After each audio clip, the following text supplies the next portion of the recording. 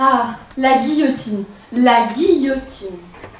Ce célèbre appareil français qui a fait sa renommée dans le monde entier. Un peu comme le fromage ou le pain tranché, mais en étant beaucoup moins appétissant. Imaginez une soirée entre amis où on propose un jeu de société. Devinez quel est le seul objet qui a plus de têtes que de membres. Inéluctablement, la réponse est la guillotine. Utilisée pour la première fois en 1792, elle est rapidement devenue l'objet de la terreur, récoltant des têtes célèbres comme celle de Marie-Antoinette ou Louis XVI. Inventée par le très célèbre Joseph Ignace Guillotin, qui, ironie du sort, n'était pas vraiment fan des exécutions.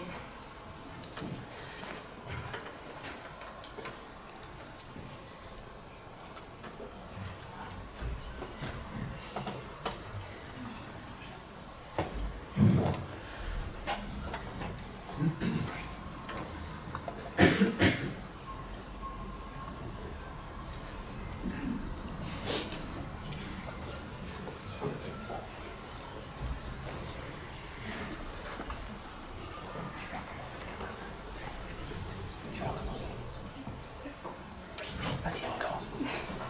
Vas-y, c'est rien, on recommence.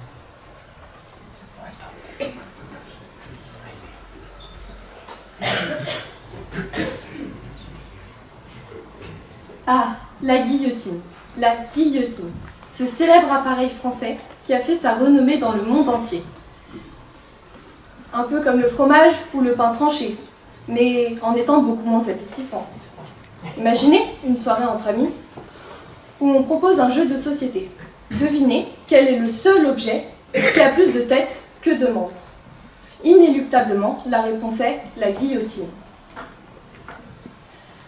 Utilisé pour la première fois en 1792, cet objet est rapidement devenu l'objet de la terreur, récoltant des têtes célèbres comme Louis XVI ou Marie-Antoinette.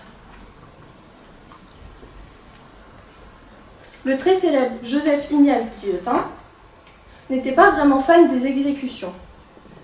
Il a fait cette machine pour rendre la peine de mort plus efficace, moins douloureuse. Mais qui aurait pu penser un jour que trancher des têtes avec un objet contendant pouvait faire l'œuvre d'un débat sur l'égalité. Tout le monde sur le même plan, disait-il.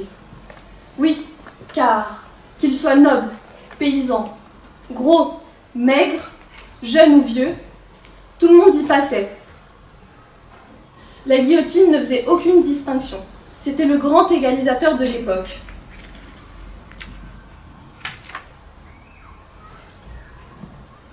Alors oui, peut-être que nous aurions dû la laisser dans les livres d'histoire, au lieu de la glorifier telle qu'elle l'était.